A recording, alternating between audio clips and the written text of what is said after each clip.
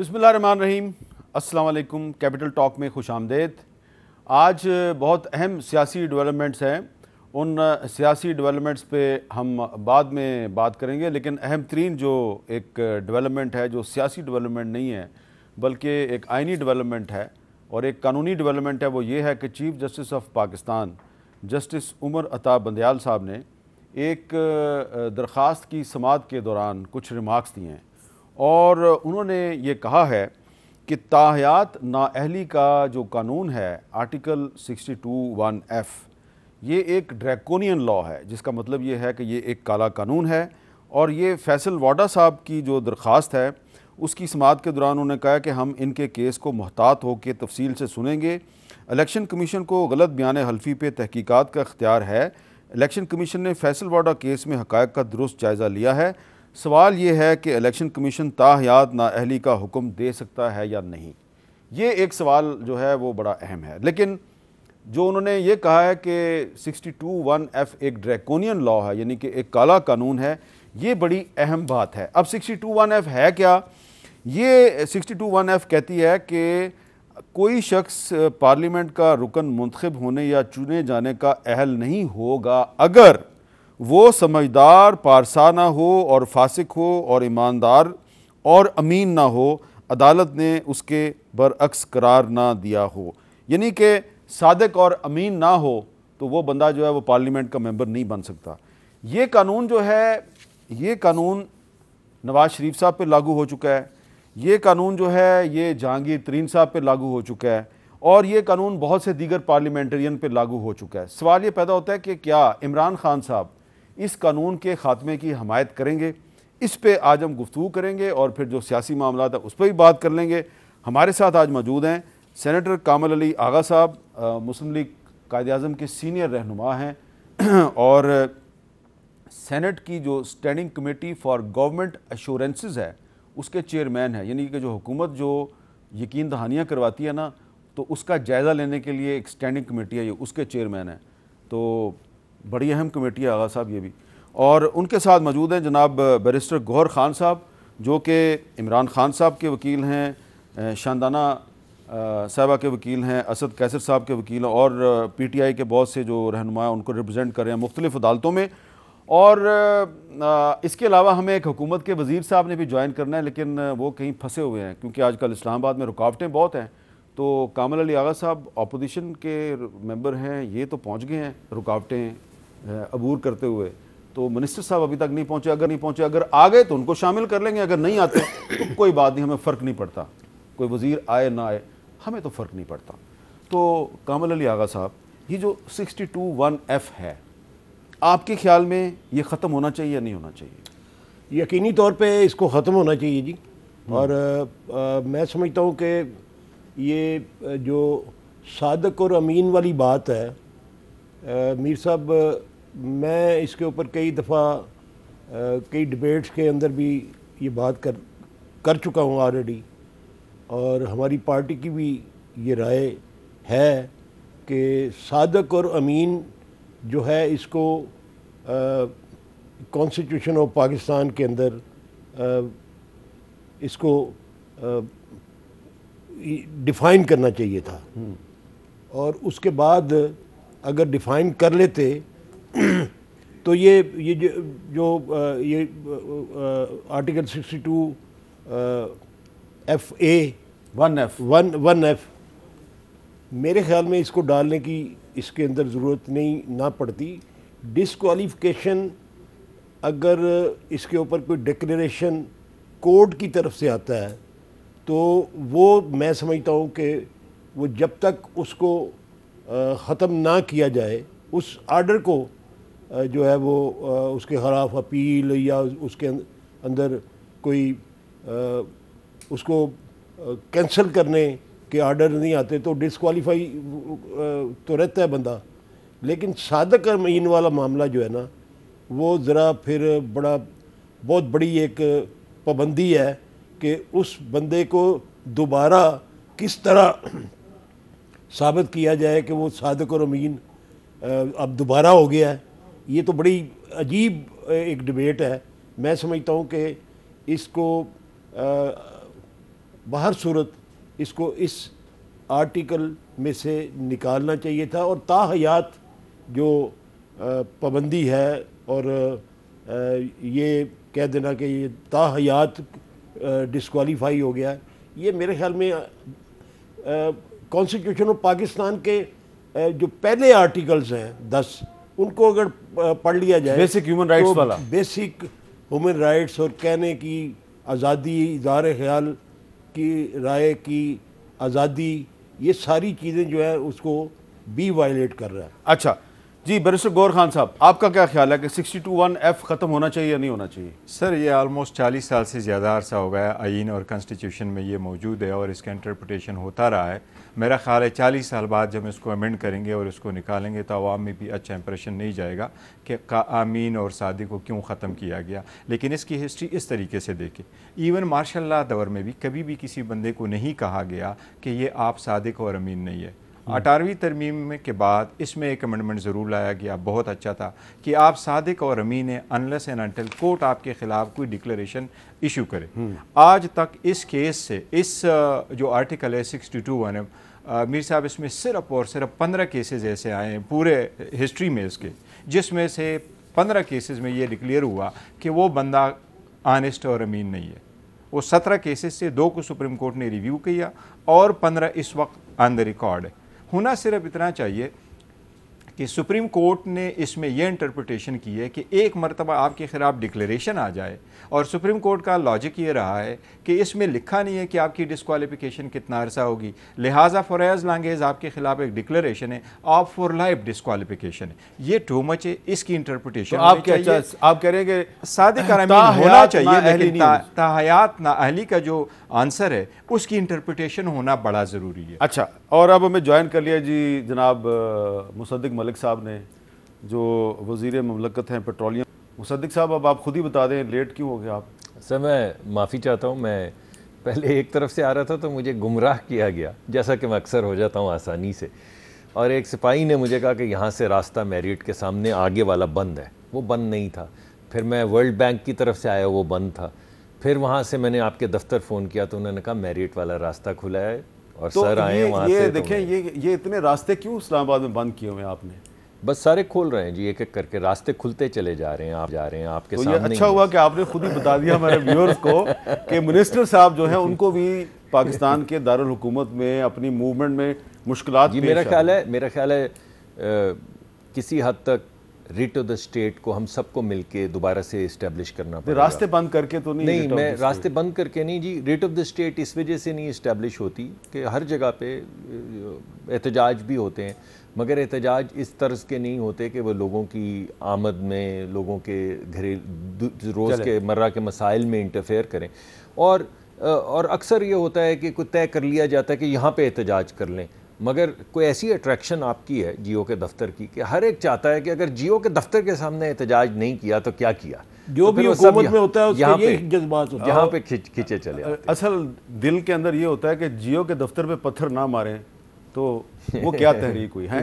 اچھا اب یہ بتائیں کہ 62(1)(f) جو ہے اس کو ختم ہونا چاہیے یا نہیں ہونا چاہیے؟ جی میرے ذاتی خیال کے اندر کسی بھی ملک کے اندر جس چیز کو بھی آپ ایمانداری سمجھتے ہیں، صداقت سمجھتے ہیں، وہ قانون کے اندر درج ہوتی ہے، اور اگر کسی نے قانون کی کوئی وائلیشن کی ہے، بڑا اسٹریٹ فارورڈ طریقہ ہوتا ہے کہ اگر آپ نے کسی قانون کو وائلیٹ کیا ہے تو اس کی سزا تجویز کی جاتی ہے اور سزا مقرر ہوتی ہے۔ مقرر کا مطلب ہے کہ اس میں یہ نہ صرف سزا ہوتی ہے کہ ڈسکوالیفائی ہوں گے، بلکہ لکھا ہوتا ہے کتنی دیر کے لیے ہوں گے، اور اس میں یہ حوالہ جات نہیں دیے جاتے کہ آپ صادق ہیں یا امین ہیں، کیونکہ یہ تو رتبے جن کے نام سے منسوب ہیں، اللہ ہم ان کی وجہ سے باقی تمام امت کو جنت میں کروٹ کروٹ جگہ عطا فرمائے۔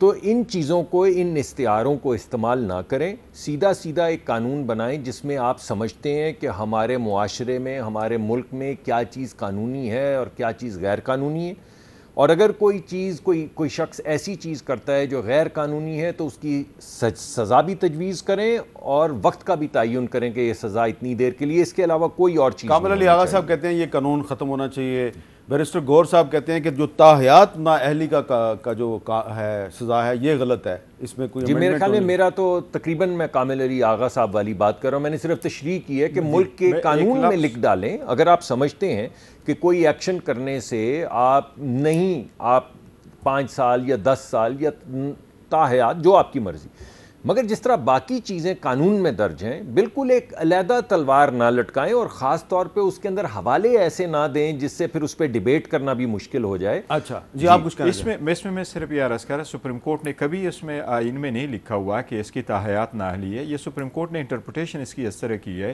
کہ 18ویں ترمیم کے بعد اس میں ایڈ کیا گیا کہ آپ آنیسٹ اور امین لیں انلیس انٹل آپ کے خلاف کورٹ کی ڈکلیریشن ہے۔ سپریم کورٹ نے کہا کہ اگر آپ کے خلاف فار ایز لانگ ایز وہ ڈکلیریشن ان دا فیلڈ ہے، آپ تاحیات سمجھے کہ far as long as that declaration آپ کے خلاف ہے، آپ نااہل ہیں انڈر 62(1)(f)۔ اب اس کی صرف یہ جس طرح ابھی آپ نے فرمایا کیس چل رہا ہے جس میں آبزرویشن بھی چیف جسٹس صاحب نے دی ہے، یہ فقط آبزرویشن ہی ہوگی، اگر اس کو ختم ہونا ہے اور ری انٹرپریٹ ہونا ہے اس کے لیے لارجر بینچ بنے گا، نہیں لیکن یہ کام تو پارلیمنٹ کو نہیں کرنا چاہیے، نہیں وہ سپریم کورٹ کہہ سکتے ہیں، سپریم کورٹ اگر نہیں سپریم کورٹ کے پاس آئین میں تبدیلی کا اختیار نہیں ہے، آئین میں تو لکھا ہی نہیں ہے نا جی، آئین میں تو لکھا ہی نہیں ہے کہ یہ فار لائف ہے، یہ اس کی انٹرپریٹیشن سپریم کورٹ کی لارجر بینچ نے کی ہے، اگر اس سے لارجر بینچ بنے تو اپنے پہلے والے رولز کو رکھے کہ نہیں باقیوں سے سخت نہیں ہونا چاہیے، تو وہ دیکھیے بات یہ ہے کہ آپ کا سوال کیا ہے، اگر تو آپ کا سوال یہ ہے کہ سزا کتنی ہونی چاہیے تو جواب مختلف ہے، اور اگر آپ کا سوال وہ ہے جو مجھے سمجھ آیا ہے جس کا آغا صاحب نے جواب دیا تو اس کا جواب مختلف ہے، یعنی تمام چیزیں درج ہیں پاکستان کے قانون میں، سزائیں بھی لکھی ہیں، یہ ایک علیحدہ چیز جس کا حوالہ بھی میں نے آپ کو بتایا جس کو ایک ریلیجس اینگل سے انٹروڈیوس کر کے اس کو استعمال کیا جاتا ہے، بارہا استعمال کیا جاتا ہے، جو اس کی پروویژن کو رہنے دینا چاہتے ہیں وہ ایک علیحدہ، اور وہ پھر پارلیمان فیصلہ کرے گی، وہ انٹرپریٹیشن جو ہے وہ عدالت کے پاس نہیں ہے، وہ پارلیمان کا حق ہے۔ وہ آپ وہ بات کریں جو چیف جسٹس اسلام آباد ہائی کورٹ اطہر من اللہ صاحب بار بار کہتے ہیں کہ عدالت کو پارلیمنٹ کے اختیارات میں مداخلت پہ مجبور نہ کریں، ہم یہ کام نہیں کرنا۔ لیکن آغا صاحب میرا سوال اب بڑا ڈیفرنٹ ہے، سوال یہ ہے کہ میں نے ایک دفعہ نہیں 2 دفعہ نہیں کئی دفعہ عمران خان صاحب کے سامنے 62(1)(f) رکھا، وہ مجھے کیا جواب دیتے رہے ہیں ذرا سنیں۔ دیکھیں جی 62-63 کا مطلب کہ جو آپ کے سربراہ ہوں ملک کے وہ ایماندار ہوں، یہ تو آپ کو اس کو پہ کمپرومائز ہی نہیں کرنا چاہیے، اور آپ کہنا ہے کہ بھلے میں بھی اس میں میں بھی جاؤں پاکستان کی تو بہتری ہونا۔ خواجہ آصف صاحب کا ان کو بھی 62(1)(f) کی وجہ سے نکالا، نواز شریف پہ بھی یہی لگی، جہانگیر ترین صاحب پہ بھی یہی لگی 62(1)(f). آپ کو لگتا ہے کہ یہ کسی وقت آپ پر بھی یہ تلوار گر سکتی ہے؟ اللہ کرے گرے، مسئلہ یہ 62 یہ ہے کیا؟ صادق اور امین۔ دیکھیں ان کو یہ ساری دنیا میں یہ لا ہے، ہونا کیا چاہیے صرف فائنینشیل کے اوپر آنا چاہیے۔ دیکھیں نا میرا کام کیا ہے، میں گورنمنٹ میں آؤں گا، مجھے لوگ ٹرسٹ کریں کہ میں پیسہ دیں، مجھے اگر شوکت خانہ میں وہ ٹرسٹ نہ کرے تو سال کا 5 ارب روپے کا خسارہ پورا ہو، دوسرے ہاسپٹل کے لیے بھی پیسہ دیں، نمل کے لیے بھی دیں، وہ اس لیے دیتے ہیں کہ وہ ٹرسٹ کرتے ہیں، اس لیے آپ کو صادق اور امین ہونا پڑتا ہے کیونکہ آپ نے پبلک کا پیسہ کلیکٹ کرنا ہے اور دیانتداری سے خرچ کرنا ہے۔ تو آغا صاحب عمران خان صاحب کہتے ہیں 62(1)(f) ختم نہیں ہونی چاہیے۔ دیکھیں ان کی ذاتی رائے ہے، میری جو میں نے پہلے بھی عرض کیا کہ یہ ڈس آنیسٹ ہونا اور ڈس آنیسٹ ثابت کرنا یہ اس میں بھی بڑا تضاد ہے۔ میں ذاتی طور پہ سمجھتا ہوں کہ اس ملک کے اندر قوانین ہیں نا جی، کرپشن کے خلاف بھی ہیں، مال پریکٹسز کے خلاف بھی ہیں، اور دیگر جتنی بھی کرپشن کے زمرے میں آتی ہیں سارے قوانین موجود ہیں، ان کو آپ کو مضبوط کرنا چاہیے۔ اس کے بعد جو ہے وہ جب کسی کو سزا ہو جاتی ہے اس کا قانون موجود ہے کہ وہ ڈسکوالیفائی ہو گیا۔ ایک منٹ کی سزا ہوئی تھی یوسف رضا گیلانی کو، وہ ڈسکوالیفائی ہو گیا، تو اس کے بعد میرا نہیں خیال کہ آپ اگر کسی کو صادق اور امین اگر یہ کہتے ہیں کہ یہ صادق اور امین نہیں ہے تو وہ 5 سال بعد اگر اس کی توبہ کے دروازے کھل گئے اور اس کو اللہ پاک نے ہدایت دے دی ہے اور وہ 5 سال نیک نامی کما لیتا ہے تو اس کا کیا طریقہ ہے کہ اس کو دوبارہ صادق اور امین ڈکلیئر کیا جائے؟ وہ تو پورے کانسٹیٹیوشن میں کسی جگہ پہ نہیں لکھا ہوا. کوئی قانون ایسا نہیں ہے جس کے اندر یہ درج ہو کہ جی وہ بندہ اگر اس کو معافی ہو جاتی ہے اللہ کی طرف سے ہو جاتی ہے. اللہ معاف کرنے والا ہے اور اللہ سے بڑا معاف کرنے والا کوئی نہیں ہے. اور جب رجوع ہو جاتا ہے تو لوگ تو جو بڑے بزرگ کہتے ہیں جب اللہ کی طرف رجوع کر لیتے ہو تو معافی کے دروازے کھل جاتے ہیں. تو اگر اللہ پاک نے معاف کر دیا اس کو اور دنیا میں بھی اس نے ثابت کر دیا کہ اب اس کا کریکٹر وہ نہیں ہے جب اس کو سزا ہوئی تھی, تو پھر اس کا حل کیا ہے؟ ٹھیک ہے, وہ حل نظر نہیں آتا. بالکل ٹھیک اور ہے. دوسری طرف آئین آپ کو حقوق دیتا ہے, ہاں آئین آپ کو فنڈامنٹل رائٹس دیتا ہے. تو یہ تضاد جو ہے اس کو یہ ختم ہونا چاہیے. اچھا بیرسٹر غور صاحب, کیونکہ آپ تحریک انصاف کو ریپرزینٹ کر رہے ہیں, آپ بہت سے کیسوں میں ان کو ڈیفینڈ بھی کر رہے ہیں, تو آج فواد چودھری صاحب جو ہیں وہ 62(1)(f) کے بارے میں کیا کہہ رہے ہیں, ذرا سنیں. نہیں, قانون تو درست نہیں ہے, بالکل قانون درست نہیں ہے, اس میں کوئی شبہ ہی نہیں ہے. یہ جو آرٹیکل 61, 62 کی جو لینگویج, قانون کبھی بھی وہ نہیں ہونا چاہیے جس کی لینگویج کا انٹرپریٹیشن کا پتہ ہی نہ ہو. اس کی انٹرپریٹیشن کا پتہ نہیں ہے. دیکھیں آئین میں جو جوڈیشری سے متعلق اصلاحات تو ہونی چاہیے, آئین میں اس کے متعلق اصلاحات ہونی چاہیے, اس میں کوئی شبہ نہیں ہے. اچھا بیرسٹر صاحب یہ بتائیں کہ عمران خان صاحب کیٹیگوریکلی کہتے ہیں 62(1)(f) ختم نہیں ہونی چاہیے, فواد چودھری صاحب کہتے ہیں یہ قانونی غلط ہے. اتنی کنٹراڈکشن کیوں ہے تحریک انصاف کے؟ میرا یہ خیال ہے صرف اس کی ایکسپریشن کا تھوڑا سا فرق آ رہا ہے. خان صاحب کے جو اس وقت کے پہلے آپ نے انٹرویو کیے اس وقت سے 62(1)(f) پہ کبھی کوئی سپریم کورٹ کی ججمنٹ, اس وقت کی جو میرا خیال ہے کوئی ججمنٹ ایسے نہیں آئی تھی کہ یہ ڈسکوالیفیکیشن فار لائف ہوگا. اور 62(1)(f) ہمیشہ اس کنسٹیٹیوشن میں لاسٹ 40 ایئرس نہیں, میں نے کیٹیگوریکلی خان صاحب کو سوال کیا کہ نواز شریف پہ 62(1)(f) لگی, جہانگیر ترین پہ 62(1)(f) لگی, جی آپ پہ بھی لگ سکتی ہے. انہوں نے کہا بھلے لگے لیکن اس کو ختم نہیں ہونا چاہیے. سر 62(1) ختم نہیں ہونا چاہیے, انٹرپریٹیشن ضرور ہونی چاہیے, کلیئرٹی ضرور ہونی چاہیے کہ لائف ٹائم ڈسکوالیفیکیشن نہیں ہونی چاہیے جو آغا صاحب میں ایک عرض کرتا ہوں. میں کہہ رہا ہوں سر 15 کیسز ہوئے, کچھ ایسے کیسز ہوئے اس میں سے سپوز جس بندے کا ایک ہی اکاؤنٹ ڈکلیئر نہیں ہوا وہ بھی فار لائف ختم ہو گیا, اور جس کے بلین ختم ہو گئے وہ بھی فار لائف چلا گیا. اس میں تھوڑی سی کلیئرٹی ہونی چاہیے. سیکنڈ یہ کہ 62(1)(f) کرتا کیا ہے, دا میکسیمم آپ پہ جو پینلٹی آ جاتی ہے اور میکسیمم جو لوگ اس سے افیکٹ ہو رہے ہیں وہ مجھے صرف اتنا کہہ رہے ہیں کہ آپ دوبارہ MNA اور سینیٹر نہیں بن سکتے. ان کی پارٹی کی MP تھی, باقی تو وہ سارا کچھ کام کر سکتے, اس میں سزا کہاں. 62(1)(f) میں ڈسکوالیفائی ہوئی رائے حسن نواز صاحب, رضوان یہ گل صاحب, 15 کیسز ہیں, سردار ملک عامر یار صاحب, جی 15 کیس ہیں, 15 کیسز ہیں. اچھا مصدق ملک صاحب, اب کیا آپ اس لیے کہتے ہیں, کیونکہ میں آپ کو یاد کروانا چاہتا ہوں کہ جب 18ویں ترمیم ہو رہی تھی تو اس زمانے میں پیپلز پارٹی اور مسلم لیگ نون کے کچھ رہنماؤں نے یہ تجویز کیا تھا کہ 62(1)(f) کو ختم کر دیتے ہیں. اس وقت نواز شریف صاحب نہیں مانے. آج مسلم لیگ نون اس لیے کہہ رہی ہے کہ ختم کیا جائے کیونکہ بینیفیشری نواز شریف صاحب ہوں گے. نہیں, میرا نہیں خیال جی, اس میں بے شمار چیزیں جو ہمارے سامنے آتی. مثلا اگر 62(1)(f) صادق امین یا جو بھی آپ اتنا بڑا اگر وہ القابات جو حضور پاک صلی اللہ علیہ وآلہ وسلم کے لیے استعمال کیے گئے اگر آپ نے وہ استعمال کرنے, تو پھر سوال یہ اٹھتا ہے کہ کیا ذاتی کردار کے اوپر 62(1)(f) لگتی ہے؟ تو اگر کسی کا ذاتی کردار جس میں فائنینشیل ٹرانزیکشنز نہ ہوں تو پھر کیا اس پہ بھی لگتی ہے؟ اور اگر اس پہ لگتی ہے تو پھر یونیفارملی کیوں نہیں لگ رہی ہے؟ اس کے علاوہ جو 450 کنال زمین لے کے $250 ملین تحفے میں دیے گئے, اسمبلی میں اس میں کیبنٹ میں بیٹھ کے ایک خفیہ فیصلے کے ذریعے ایک اجازت دی گئی شہزاد اکبر کو کہ وہ لندن جا کے ایک معاہدہ طے کرے جس کے تحت وہ پیسے جو ریاست پاکستان کو ملنے تھے وہ انہی کے اکاؤنٹ میں چلے جائیں اور اس کے بدلے میں 450 کنال زمین لے لینی. تو پھر کیا اس پہ لگنا چاہیے؟ یا 2 ملین پاؤنڈ ووٹون کلب کے اندر نقوی صاحب سے, کیا نام تھا بھلا سا ان کا, کون سے نقوی, عارف نقوی صاحب سے لینے کے بعد $1 بلین کا ان کو فائدہ دے دینا, وہ کے الیکٹرک کا معاہدہ جس میں لکھا پڑا تھا کہ انہوں نے کے الیکٹرک نے کراچی کے لوگوں کے لیے ایک پلانٹ لگانا ہے, اس معاہدے کو کینسل کرنا تاحیات, یعنی ہم بھی نہیں اب وہ دوبارہ لگا سکتے کے الیکٹرک پہ. وہ پھر تو میں آپ کو یہ کہہ رہا ہوں قانون میں کرپشن کے لیے, کک بیکس کے لیے, ذاتی کردار کے لیے ہر چیز کو ڈیفائن کیا گیا ہے, اس کی سزا تجویز کی گئی ہے.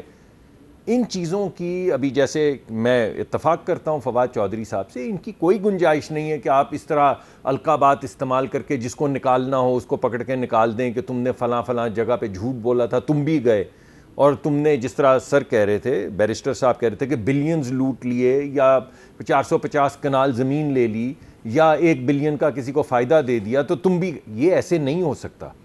قانون بڑا سیدھا سیدھا ہونا اچھا چاہیے. اگر پارلیمنٹ میں قانون آتا ہے جیسا کہ سینٹ میں، آپ بھی سینیٹر ہیں، کامل علی آغا صاحب بھی سینیٹر ہیں، سینٹ میں ایک بل جو ہے وہ پیپلز پارٹی کی جو ایک سینیٹر ہیں پلوشا خان صاحب انہوں نے ڈالا ہے اس کے خلاف، تو سینٹ میں پھر جی میں تو سپورٹ کروں گا. جی آپ سپورٹ کریں گے؟ اگر میری پارٹی، تو کامل علی آغا صاحب آپ سپورٹ کریں گے؟ یہ تو پارٹی ڈیسیژن کرے گی نا. جی وہی میں کہنے لگا تھا کہ پارٹی فیصلہ کچھ بھی کیا کر فیصلہ سکتی کرتی ہے ہے، اس لیکن کے میری رائے یہی ظاہر ہے ہوگی جو پارٹی آج کے میں اندر آپ بھی کے سامنے ڈسکشن دے رہا ہوگی، ہوں. تو اس کے اندر ظاہر ہے میں اپنی رائے دینے کا حق رکھتا ہوں اور دوں گا، لیکن اگر فیصلہ ادھر کسی بھی طرف ہوتا ہے تو پارٹی کی پابندی کرنی تو چلیں پارٹی کی پابندی آپ کریں، لیکن آغا صاحب یہ بتائیں کہ آپ سینٹ کی standing committee for government assurances کے بھی چیئرمین ہیں، تو آج جو صورتحال ہے اسلام آباد میں، آپ چلیں گے میرے ساتھ باہر ابھی، تو تھاردار تاریں لگی ہوئی ہیں، اس کے پیچھے ایف سی کے جوان کھڑے ہیں، جگہ جگہ ناکے لگے ہوئے ہیں. وہ کسانوں کے مارچ کی وجہ سے تھی، کسانوں کا مارچ الحمدللہ ختم ہو گیا کیونکہ ان کے مطالبات تسلیم ہو گئے ہیں. لیکن اگر تھوڑے دن بعد عمران خان صاحب جو ہیں وہ بھی ایک لانگ مارچ کا اعلان کر دیتے ہیں اسلام آباد کی طرف، تو اس مارچ کو روکنے کے لیے پھر مزید رکاوٹیں کھڑی کی جائیں گی، تو آپ کا کیا خیال ہے؟ یہ سارا کچھ آئینی ہوتا ہے یہ جب رکاوٹیں کھڑی کی جاتی ہیں؟ قطعی طور پہ آئینی نہیں ہے جی. یہ ٹھیک ہے کہ جب کوئی حکومت میں ہوتا ہے کہ اس کے جذبات اور خیالات بالکل بدل جاتے ہیں، جب اپوزیشن میں ہوتا ہے تو وہ پھر یہ تمام آزادیاں کلیم کرتا ہے. آئین پاکستان جو ہے وہ یہ آزادی دیتا ہے کہ کوئی احتجاج کرے، اور اس کے لیے یہ پابندی نہیں ہے کہ جی فلاں پارک میں F9 میں جا کے کوئی احتجاج کرے. اس کا حق ہے کہ وہ ڈی چوک میں کرے یا فوارہ چوک میں کرے یا گول باغ میں کرے یا ریگل چوک میں کرے، تو سب کرتے رہے ہیں. کوئی پارٹی ایسی نہیں ہے جو یہ احتجاج نہیں کرتی رہی، اور کبھی بھی کسی جگہ کی پابندی جو ہے نہ کسی نے کی ہے نہ اس کی پابندی پسند کی ہے. احتجاج جب بھی کوئی پولیٹیکل پارٹی کرتی ہے، کوئی بڑے بڑے جو الائز مل کے کرتے ہیں، وہ اپنی مرضی، اپنی خواہش، اور جہاں وہ سمجھتے ہیں کہ یہاں پہ پہنچ کے ہمارا مطالبہ جو ہے وہ منظور ہوگا.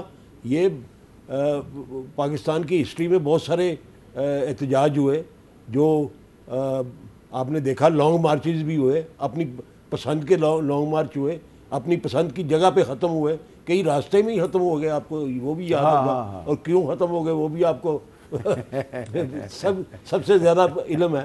تو میں ایک لانگ مارچ تو وہ تھا نا جس میں نواز شریف بھی اس کو سپورٹ کر رہے تھے اور عمران خان بھی سپورٹ کر رہے تھے، ہے جی، چیف جسٹس صاحب کی بحالی والا. جی ہاں، تو ایک فون کال آئی تھی، بس وہ گجرانوالے کے قریب آئی تھی، وزیر آباد. فون کال ہمارے محترم اعتزاز حسن صاحب نے اٹینڈ کی تھی اور لانگ مارچ ختم ہو گیا تھا. وہ ساتھ بیٹھے ہوئے تھے. ایک وقفہ لیتے ہیں جی، وقفے کے بعد دوبارہ ملتے ہیں.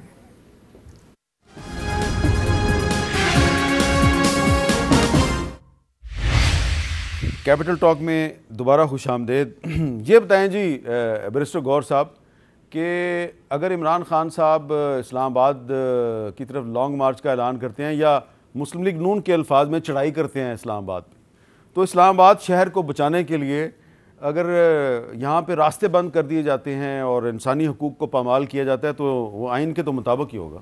سر دیکھیں، ابھی تک جتنے بھی لانگ مارچ کے کال دیے ہیں پی ٹی آئی نے تو ہمیشہ سے پرامن رہے. آج تک انہوں نے کبھی لا کو اپنے ہاتھ میں لے کر کی کوئی چڑھائی نہیں کی آج تک، اور نہیں کریں گے. میر صاحب جو بھی کوئی لیڈر ہوگا، جو بھی لیڈر ہوگا، اور جو بھی یہ جناح ایونیو پہ درخت ہے ان کو آگ لگا دی سر، یہ تو گورنمنٹ نے کیا تھا، کتنے شیل استعمال ہوئے، اور انہوں نے سارا کچھ یہ کر کے دیا کہ جو لوگ آئے، کوئی بھی ایسا ان میں نہیں تھا جس کے ساتھ کوئی بھی گن ان کے ہاتھ میں ہو، ان کے پاس کوئی شیلنگ وہ کر رہے ہوں. وہ تو اور سارے ینگسٹر آئے ہوئے تھے. میر صاحب کوئی بھی جو لیڈر ہے وہ اگر کال پہ فیملیز تھی، اور جو بھی کوئی لیڈر ہے وہ کال دیتا ہے لانگ مارچ کے لیے تو بڑا ایک امپورٹنٹ ہوتا ہے اور بڑی ہائی رسپانسبلٹی ہوتی ہے. آپ اپنے ورکر آفس بیئرس کو کوئی آزمائش میں نہیں ڈالتے ہو, یہ ایک سیریس رسپانسبلٹی ہے. لیکن جب آپ دیکھتے ہیں کہ ملک کی خود مختاری داؤ پر ہے, جب آپ دیکھتے ہیں کہ 500 ملین سے کم اگر کرپشن ہے تو اس کو کرپشن ہی نہیں مانا جائے گا اور وہاں سے کیس وڈرا ہوں گے, تو ایسے حالات میں اگر کال نہیں دے گا تو پھر اور کیا ہونا ہے؟ اس کا اور سیکنڈ آپشن تو ہوگا ہی نہیں. جی مصدق ملک صاحب, جب آپ اپوزیشن میں تھے مجھے یاد ہے ہم آپ سے بات کرتے تھے تو آپ کہتے تھے یہ جو عمران خان کی حکومت نے رکاوٹیں کھڑی کی ہیں یہ ڈی چوک پہ یہ غلط ہیں, تو اب آپ کی حکومت بھی وہی کام کر رہی ہے. دیکھیں پہلی بات تو یہ کہ میں سمجھتا ہوں کہ ہر ایک کو احتجاج کا حق ہونا چاہیے, اس میں کوئی شک نہیں ہے. یہ ایک پارلیمانی نظام ہے, اس میں روز جلوس جلسے احتجاج یہ ہوتے ہیں. اس کا طریقہ کار جہاں پہ آئین میں اور قانون میں اس کی پروٹیکشن دی ہوئی ہے اس کا طریقہ کار بھی درج ہے. اس کے اندر جہاں پہ بھی جس نے احتجاج کرنا ہوتا ہے, اور آپ نے یہ تمام احتجاج دیکھے ہیں, ویسے لوگ اس کو وائلیٹ کرتے رہتے ہیں مگر آپ کو باقاعدہ اس کا ایک روٹ بنتا ہے, آپ کو اجازت ملتی ہے, آپ اس کے مطابق آتے ہیں, آپ احتجاج کرتے ہیں. اور اگر آپ سول ایڈمنسٹریشن کو یہ کنونس کر لیں کہ لوگوں کی زندگی میں آپ مداخلت نہیں کریں گے اور توڑ پھوڑ نہیں کریں گے تو آپ کو سینسٹیو جگہ کے اوپر بھی اجازت مل جاتی. لیکن اس کا ایک طریقہ کار ہے. میں نے جب شروع میں آپ کو کہا ریٹ آف دا اسٹیٹ تو میں نے اس طریقہ کار کا ریفرنس میں آپ کو دے رہا تھا. دیکھیے بیرسٹر صاحب کہہ رہے ہیں تو میں ان کی بات مان لیتا ہوں, ورنہ اس پارلیمان پہ حملہ تو پی ٹی آئی نے کیا تھا, دیواریں توڑی تھی, پارلیمان کے اندر گئے تھے, سیکریٹریٹ جو ہے 3 دن بند رہا تھا. جو آپ نے ریفرنس دیا کہ آپ کی کھڑکیوں پہ پتھر مارتے تھے اور توڑ دیے تھے, میں ادھر پروگرام میں تھا جب پتھر آ کے لگتے تھے اور شیشے ٹوٹتے تھے یہاں پہ اور لوگوں کی زندگیاں جو ہے خطرے میں پڑتی تھی. وہ ایس ایس پی یہاں سے 100 فٹ دور تھے جن کی ریڑھ کی ہڈی توڑی گئی, جن کو سڑک پہ گھسیٹا گیا. وہ پی ٹی وی کے اندر وہ جو ویڈیو کلپس ہیں آج بھی موجود ہیں جس میں وہ سکارف پہن کے پی ٹی آئی کا لوگ وکٹری کا نشان بنا رہے ہیں, جیسے کسی ملک کو فتح کرنے کے بعد سب سے پہلے اس کا ریڈیو اسٹیشن اور اس کا ٹی وی اسٹیشن پہ قبضہ کیا جاتا ہے. تو ایسا تو نہیں کہ وائلنس نہیں کیا, ایسا تو نہیں کہ کبھی پتا نہیں توڑا, کبھی گملہ نہیں توڑا. آپ نے تو ریڑھ کی ہڈی بھی توڑی ہوئی ہے, سر بھی پھوڑا ہوا ہے, مارا بھی ہوا ہے, ڈریگ بھی کیا ہوا ہے, شلواریں بھی ٹانگی ہیں, قبریں بھی کھودی ہیں اس کے سامنے بالکل سپریم کورٹ کے. تو ضرور احتجاج ہو. لیکن ملک صاحب آپ اگر برا نہ منائیں تو میں ایک مفروضے پہ مبنی سوال کر رہا ہوں. جو کچھ اگر آپ کہہ رہے ہیں یہ صحیح تھا کہ اگر ماضی میں بھی پی ٹی آئی نے وائلنس کیا ہے تو اگر اب بھی وہ آتے ہیں کرتے ہیں, فرض کریں وہ یہ ڈی چوک سے آگے چلے جاتے ہیں, وہ پارلیمنٹ ہاؤس پہ, پرائم منسٹر ہاؤس پہ, کیبنٹ سیکریٹریٹ پہ, سب پہ قبضہ کر لیتے ہیں, تو عمران خان صاحب پھر بھی پرائم منسٹر تو نہیں بنے گے؟ نہیں دیکھیے تو کرنے دے قبضہ. نہیں ایسا نہیں ہوتا نا. آپ میرے گھر میں آ جاتے ہیں تو کر لینے دیں قبضہ, اس سے پرائم منسٹر تو نہیں بن جائیں گے. نہیں آپ بچائیں گے کیسے؟ آپ دیکھیے بات یہ ہے کہ فورس پنجاب میں گورنمنٹ پرویز لائی کیا ہے, سندھ میں محمود خان کیا ہے, نہیں ایسا نہیں تو وہ مراد علی شاہ صاحب آپ کو سندھ سے آگے تو نہیں بچائیں گے. ایک کانٹریکٹ ہے کسی بھی شہری کا ملک کے سال کے ساتھ, اور وہ یہ ہے کہ اس کی جان کی حفاظت, اس کے مال کی حفاظت, اس کی پراپرٹی کی حفاظت حکومت کرے گی. یہی ہے آئین کا کانٹریکٹ سٹیزن کے ساتھ. ٹھیک ہے. اور اگر حکومت نہیں اس کو پروٹیکٹ کر سکتی اور ہم کہتے ہیں اندر چلا جائے تو چلا جائے, تو اگر چلا جائے پریزیڈنسی میں, اگر چلا جائے پرائم منسٹر ہاؤس میں یا آفس میں, اگر چلا جائے پارلیمان میں, تو میرا آپ کا گھر کیا حیثیت رکھتا ہے؟ اچھا تو پھر لوٹ مار ہونے دیجئے. آغا صاحب میں آپ سے جس کے ہاتھ جس جو لگے وہ لوٹ کے لے جائے تو کیا فرق پڑتا ہے؟ پرائم منسٹر تو نہیں. اگر ہم عمران خان صاحب کے پچھلے 2 ہفتوں کے جو جلسے ہیں ان کا پیٹرن دیکھیں تو وہ اسلام آباد کے ارد گرد جو شہر ہیں وہاں پہ جلسے کر رہے ہیں, ٹھیک ہے, پنجاب میں کر رہے ہیں, پنجاب میں پرویز لائی صاحب کی حکومت ہے, خیبر پختونخوا میں کر رہے ہیں وہاں محمود خان صاحب کی حکومت ہے, مظفر آباد میں کرتے ہیں وہاں بھی پی ٹی آئی کی حکومت ہے, اور گلگت بلتستان میں بھی. تو اس کا مطلب ہے اسلام آباد کے چاروں طرف پی ٹی آئی کی حکومت ہے. آزاد کشمیر میں بھی, آزاد کشمیر میں مظفر آباد کا ذکر کیا. تو اگر یہ چاروں طرف سے پی ٹی آئی جو ہے اس کے ورکرز اسلام آباد آتے ہیں اور آپ یہاں پہ قبضہ کر لیتے ہیں اسلام آباد میں, تو عمران خان صاحب جو ہیں ان کا مطالبہ اگر شہباز شریف صاحب نہیں مانتے تو کیا اینڈ رزلٹ کیا ہوگا؟ دیکھیں میرے خیال میں اگر دیکھیں یہ جتنے بھی لانگ مارچز اور یہ دھرنے وغیرہ ہوتے ہیں ان کے مقاصد تو یہ ہوتے ہیں نا کہ جس حکومت کو اپوزیشن ظاہر اپوزیشن کے ہوتے ہیں اپوزیشن پسند نہیں کر رہی اور سمجھ رہی ہے کہ یہ ملک اور قوم کے مفاد میں نہیں ہے، اور معاشی طور پہ بھی دیوالیے کی طرف جا رہی ہے، اور اقتصادی طور پہ بھی دیوالیے کی طرف جا رہی ہے، اور لا اینڈ آرڈر بھی پورے ملک کے اندر چوریاں، ڈکیتیاں اور گلی گلی چھینا جھپٹی جاری ہے. اور یہ ساری چیزیں دیکھتے ہوئے اگر کوئی اپوزیشن یہ چاہتی ہے کہ اس حکومت کو اب نہیں رہنا چاہیے تو وہ سٹرک اپ کرتی ہے ہر چیز کو. تو یہ لانگ مارچ کا یا دھرنے کا یہ بڑا مقصد یہ ہوتا ہے کہ اس کو سٹرک اپ کر دیں اس حکومت کو، تاکہ یہ جو ہے وہ موومنٹ نہ کر سکے اور یہ بے بس ہو جائے اور ملک کی جان چھوڑ کے چلے. لیکن عمران خان صاحب کا ٹارگٹ سے زیادہ کوئی مقصد نہیں. عمران خان صاحب کا ٹارگٹ صرف حکومت تو نہیں ہے، وہ تو چوکیداروں کو بھی اسمبلی کے اوپر دیکھیں، اسمبلی کے اوپر قبضہ کر لینے سے یا پوری پارلیمنٹ کے اوپر قبضہ کرنے سے یا پریزیڈنسی کے اوپر یا پرائم منسٹر ہاؤس کے اوپر یا پرائم منسٹر سیکریٹریٹ کے اوپر قبضہ کرنے سے حکومت نہیں جاتی. اس کو بے بس کرنے سے حکومت جاتی ہے کہ ان کی موومنٹ ختم ہو جائے اور وہ بے بس ہو جائیں، موو نہ کر سکیں. تو میرے خیال میں وہ پوزیشن تو اب آ چکی ہوئی ہے. پاور بھی جو ہے وہ عمران خان کے پاس ہے، پبلک پاور جس کو کہہ سکتے ہیں. اس لیے وہ چوکیدار کو بھی چیلنج کر رہے ہیں بار بار. اگر میں آپ کی اجازت ہو تو یہ آغا صاحب سے پوچھنا چاہوں گا، اگر اجازت ہو کہ آغا صاحب پھر ریٹ آف دا اسٹیٹ کیا ہوتی ہے؟ پھر تو جو جتھا ہے جو لے دے جائے وہ لے دے جائے. تحریک نجات میں میاں نواز شریف صاحب سے آپ پوچھتے، آپ یہ جو لانگ مارچ میاں صاحب نے کیا تھا اس میں پوچھتے، جو لانگ مارچ مولانا فضل الرحمان نے کیا تھا ان سے پوچھتے، جو لانگ مارچ بلاول بھٹو نے کیا تھا. آپ کے لائز ہے نا. نہیں مگر آپ کا کیا خیال ہے؟ آپ ان کو پوچھتے نا. آپ کا یہ خیال ہے کہ کوئی بھی جتھا آئے، کوئی بھی، ہم ہی ہوں چاہے، ڈنڈے لے کر آئیں، کلشن کوفے، ہم نے دیکھیں انہوں نے شروع وہاں سے کیا تحریک نجات سے. میں 1994 میں بے نظیر بھٹو کی حکومت کے خلاف تحریک نجات شروع ہوئی تھی. ریگل چوک میں گولی بھی چلی تھی اور لیکن آج گولی چلی تھی، اس میں زخمی بھی ہوئے آج تھے لوگ. 2022 میں پوچھنا چاہتا ہوں، جب آپ کے سامنے یہاں پہ فیض آباد میں جب چاہتے ہیں حکومت پیرالائز کر لیتے ہیں، جب چاہتے ہیں، جب چاہے جو جتھا چاہے جتنی بندوق ڈنڈا اٹھائے جہاں بیٹھے وہاں پہ روک سکتا ہے. تو پھر اس لحاظ سے تو کیا حرج ہے؟ پھر چلنے دیں، حکومت ایسے ہی چلے. جس کے پاس ڈنڈے ونڈے ہوں گے، جو آ جائے گا، جو بے بس کر دے گا یا مجبور کرے گا کہ 100 200 500 لوگ لیکن رانا ثناء اللہ صاحب تو کچھ اور ہی کہتے ہیں.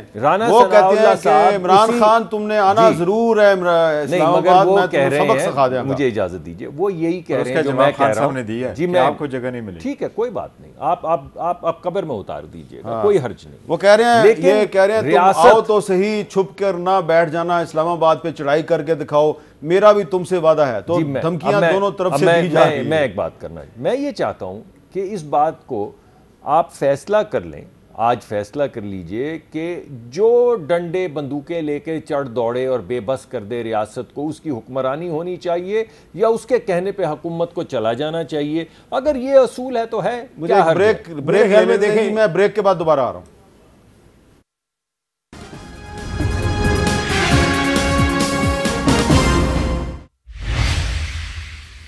Welcome back. آغا صاحب ٹائم بہت کم ہے، چھوٹا سا سوال ہے، چھوٹا سا جواب دیجیے گا. کچھ حلقوں کا یہ خیال ہے کہ ہو سکتا ہے کہ آنے والے دنوں میں کسی بھی مقدمے میں عمران خان صاحب کی گرفتاری کے لیے ہو سکتا ہے چھاپا مارا جائے بنی گالہ پہ، تو پھر جوابی طور پہ جاتی عمرہ پہ بھی چھاپا ہو سکتا ہے. میں سمجھتا ہوں کہ یہ جو روایت چلی ہے وہ ٹھیک نہیں ہے. یعنی عمران خان کیا مانگ رہا ہے ان سے؟ یعنی یہ ادار کی حکومت لے کے بیٹھے ہوئے ہیں اور سمجھتے ہیں کہ یہ ہم نے بڑا پارلیمانی نظام اور بڑا سسٹم اور یہ سارا جمہوری عمل کیا ہے. کس کو نہیں پتا کہ لوٹے بنا کے اور کس طریقے سے یہ حکومت عمران خان کی گرائی گئی اور ان کی حکومت بنائی گئی. سارے حقائق عام آدمی کی نظر میں ہیں. میں سمجھتا ہوں کہ مانگتا وہ کیا ہے، الیکشن مانگتا ہے نا. ان کو کروا لینے چاہیے الیکشن. ٹھیک ہے، نہیں کروائیں گے تو پھر یہ روایات آگے بڑھیں گی. ظاہر ہے یہ کوئی جاتی عمرہ مکہ مدینہ تو نہیں ہے کہ جس کے اوپر کیا نام ہے ریڈ نہیں ہو سکتی؟ یہ بات تو ہاشم ڈوگر صاحب نے بھی کہہ دیا، لیکن مصدق صاحب میں یہ سوال اس لیے کر رہا ہوں کہ آج مریم نواز صاحبہ کی جو پریس کانفرنس تھی اس میں وہ بار بار یہ کہہ رہی تھی کہ اس کو کیوں نہیں پکڑتے، اس کو پکڑو، تو پکڑنے کے لیے آپ بنی گالہ جائیں گے، تو اگر وہ کہہ رہے ہیں کہ اگر آپ بنی گالہ جائیں گے تو پھر جاتی عمرہ کو مکہ مدینہ تو نہیں ہے؟ آغا صاحب نے روایات کا ذکر کیا ہے، ہمارے ہاں تو روایت ہے 20-25 کلو ہیروئن ڈال کے پکڑ لو اور اس کے بعد موت کی کال کوٹری میں ڈال دو۔ آپ کس چیز سے ڈرا رہے ہیں؟ آپ نے باپ کے سامنے بیٹی کو لا کے ہتھ کڑی لگا دی تھی، جوان بیٹی کو، تو آپ کیا ڈرا رہے ہیں کہ آپ جاتی عمرہ چلے روایت کی بات کر رہا ہوں نا، یہ روایات نہیں آگے بڑھنی چاہیے۔ جس ملک میں صرف باپ کو انٹیمیڈیٹ کرنے کے لیے اس کی بیٹی کو لا کے ہتھ کڑی لگائی جائے اس کے سامنے رات کو، جس ملک میں ابھی آپ نے عدالت کی پچھلی 3 تاریخوں میں دیکھ لیا کہ روز وہ پوچھتے تھے کوئی ایک کاغذ ان ٹرنکوں میں سے نکلا ہے، 10 ٹرنک جو لائے تھے اور وہ 10 جو تھی، اس ملک کے اندر کیا جاتی عمرہ، کیا کسی کا گھر، کیا تقدس، آپ کے جو جی میں آئے کریں۔ کسی نے اگر غیر قانونی حرکت کی ہے تو اس کو پکڑا ہی جانا ہوگا۔ چلیں ٹھیک ہے، آپ کا بہت بہت شکریہ، لیکن ہم یہ کہیں گے کہ گزارش کریں گے کہ جو بھی کر رہے ہیں آئین اور قانون کے اندر رہتے ہوئے کریں، نہ تو کوئی صوبائی حکومت غیر آئینی کام کرے اور نہ ہی وفاقی حکومت جو ہے اس کو کوئی غیر آئینی کام کرنا چاہیے۔ آئین پہ چلیں، جو مرضی کریں آئین کے اندر رہ کے، آئین سے باہر جائیں گے تو پھر ہو سکتا ہے آپ کے ساتھ بھی بہت کچھ غیر آئینی ہو جائے۔ اجازت دیجیے، اللہ حافظ۔